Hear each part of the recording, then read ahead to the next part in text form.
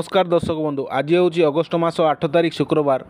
आज दिन जाकर टॉप 20 गुरुत्वपूर्ण खबर पर आसतु नजर पकाइबा। भिडियोटी को शेष पर्यंत देखंतु, मात्र किछि समय मध्य जानिपारे आज दिन संपूर्ण खबर। ता पूर्व चैनल रे नुआ थिले चैनल को सब्सक्राइब करी पाखरे आसुवा बेल आइकन को ऑन करी रखंतु, एमिति सबुदिन लेटेस्ट न्यूज सर्वप्रथमे देखिया पाई। तेबे आसतु संपूर्ण खबर उपर नजर पकाइबा। प्रथम खबर, उपमुख्यमंत्री प्रभाती परिड़ा 5 दिन पर 5टी जिला को गस्त करेंगे। यही गस्त काल से कोरापुट, नवरंगपुर, कलाहांडी, बलांगीर और सोनपुर जिले में रहिबे। गस्त समय विभिन्न स्थान में एकाधिक विकासमूलक काम नहीं समीक्षा करेंगे। यही गस्त कार्यक्रम में उपमुख्यमंत्री श्रीमती परिड़ा कटिया गस्त करी कटिया अंचलर विभिन्न विकासमूलक कार्यक्रम सहित सुभद्रा योजनार समीक्षा करेंगे। यासह अगस्ट 9 तारिख राखी पूर्णिमा अवसर में कोरापुट में आयोजित सुभद्रा तृतीय किस्ती प्रदान समारोह जोगदेवे। उपमुख्यमंत्री श्रीमती परिड़ा 5टी जिले में महिला और शिशु विकास मिशन शक्ति और पर्यटन विभाग विभिन्न कार्यक्रम योजनागुड़िक समीक्षा करने सह आगामी कार्यक्रम और प्रकल्पगुड़िकर कार्यान्वयन समीक्षा करेंगे बोली सूचना रही। परवर्ती खबर, सहरांचल में रास्ता निर्माण में प्लास्टिक अलिया व्यवहार उपर विचार विमर्श करने ओडिशा सरकार गृह एवं नगर उन्नयन विभाग प्रमुख सचिव उषा पाड़ी अध्यक्षतार एक बैठक अनुष्ठित हो जाएगी। श्रीमती पाड़ी सहरांचल भित्तिभूमि विकास में स्थायी एवं परिवेश अनुकूल अभ्यास ग्रहण करिवार आवश्यकता उपर गुरुत्वारोप करथिले। आलोकपात करथिले जे प्लास्टिक अलिया विशेषकर बोतल एवं क्यारी बैग भली जिनिसरू बाहरुथिबा अलिया खंड खंड करी गरम बिटुमेन एवं समाहार सहित मिश्रित करी रास्ता निर्माण करा जाई पारिबो बोली से कहिसंती। परवर्ती खबर, अनुसूचित जनजाति और अनुसूचित जाति विभाग द्वारा परिचालित आवासिक विद्यालय रे पुणी जड़े छात्री मलेरिया आक्रांत हो मृत्युवरण कर जमापड़ी। मृत छात्री जनक रायगड़ा ब्लॉक माटीकणा सेवाश्रम 10म श्रेणी छात्री पिंकी नाचिका। तांकर घर जामदेई पेंठ पंचायत अंतर्गत जांगिणी ग्राम। सूचनारू जमापड़ी पिंकी को विद्यालय रे किछि दिन तले ज्वर होइथिला। विद्यालय रे तांको रक्त परीक्षा होइथिला एवं से मलेरिया रे पीड़ित थिबा जणा पड़िथिला। विद्यालय कर्तृपक्ष गत 5 तारिख दिन फोन माध्यम रे परिवार को अवगत करथिले। खबर शुणिया परे परिवार वर्ग विद्यालय को जाई सेही दिन पिंकी को घर को नहीं आसिथिले। विद्यालय कर्तृपक्ष तांकु आवश्यक औषध देई घर को पठाइथिले, हेले गतकाली पिंकी घरे मृत्युवरण करथिबा जणा पड़िछि। परवर्ती खबर, भरतपुर थाना श्यामपुर अंचल में गुरुवार एक अभावनीय घटना सामना को आसी। जड़े महिला को फूड डेलीवरी बॉय मारणात्मक आक्रमण करथिबा अभियोग होइछि।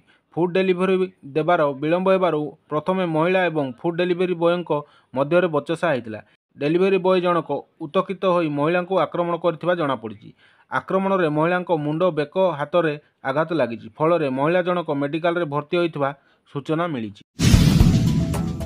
परवर्ती खबर, अनुगुल जिला बंरपाल बुढ़ापंक पंचायतर बड़ पाटण साई गाँव में वज्रपात कारण जड़े चाषी मृत्यु घटी। मृत व्यक्ति हेले सदानंद भूतिया।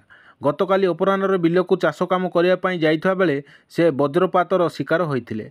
बिलरे से टली पड़ते। घर को आसवाक विलंब होबारु घर लोक मैंने खोजाखोजी पर पाई नथिले। चाष जमी रे देखिया परे सदानंद बिल पानी भितर पड़ी प्राण हराइथिबा सूचना रही। परवर्ती अपडेट, नारी निर्यातना विरोध में छात्र बीजेडी ऋण हंकार देइछि। पुलिस डीजी उद्देश्य दाबी पत्र प्रदान करिसेंति। आनंदपुर महाविद्यालय छात्र छात्री एकत्रित गुरुवार आनंदपुर दधिबामन जीऊ मंदिर निकटरू एक रैली रे आनंदपुर थाना पर्यंत जाई नारी निर्यातना विरोध में राज्य सरकार विरोध में नाराबाजी करने सहित डीजी उद्देश्य दाबी पत्र प्रदान करिसेंति बोली सूचना रही। परवर्ती खबर, बेगुनिया भाजपा विधायक प्रार्थी प्रकाश रणबिजुली को गुरुवार मरणात्मक आक्रमण कराଯାଇଥିବା अभियोग होइछि। खर्दा बाटमंगला स्थित डीआरसीएस कार्यालय सम्मुख में 4 ରୁ 5 जन दुर्बृत्त मरणास्त्र धरी प्रकाश को गाड़ी को भंगारुजा करने सह तांकु संगबद्ध भाव आक्रमण करथिबा जणा पड़िछि।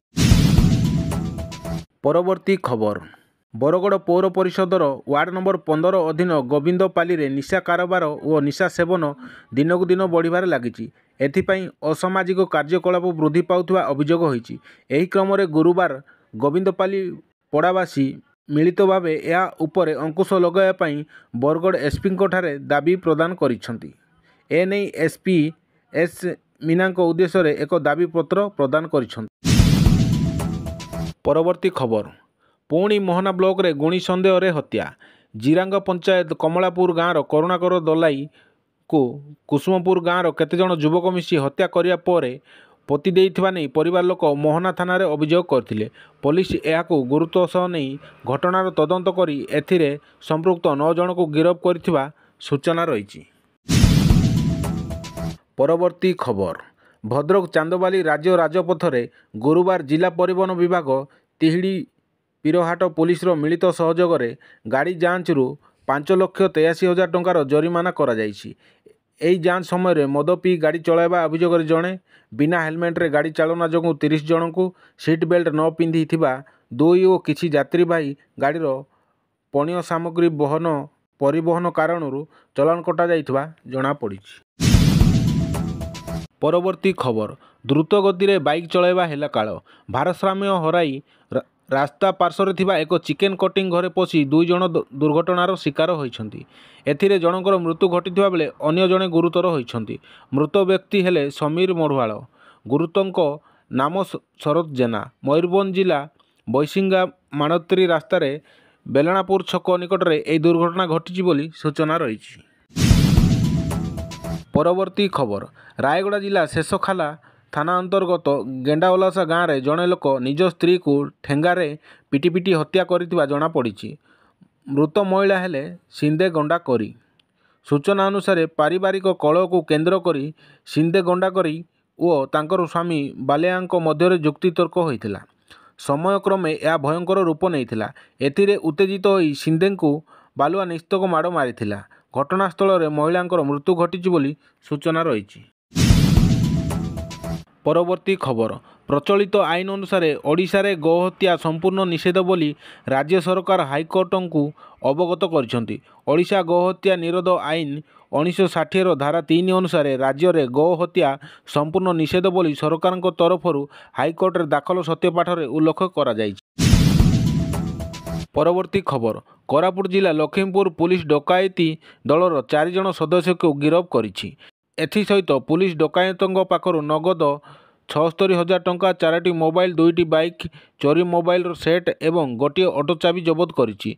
गिरफ अभियुक्त माने हेले गोविंद खरा, पद्मन मांडिया, मुना खला, सदानंद मांडिया बोली एने सांबादिक सम्मिलन रे एसडीपीओ मनोज कुमार बेहरा कहिसंती।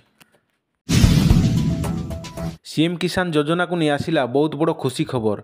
एही अगस्ट मास 28 तारिख रविवार दिन मिलिबो सीएम किसान रो 2,000 टंका।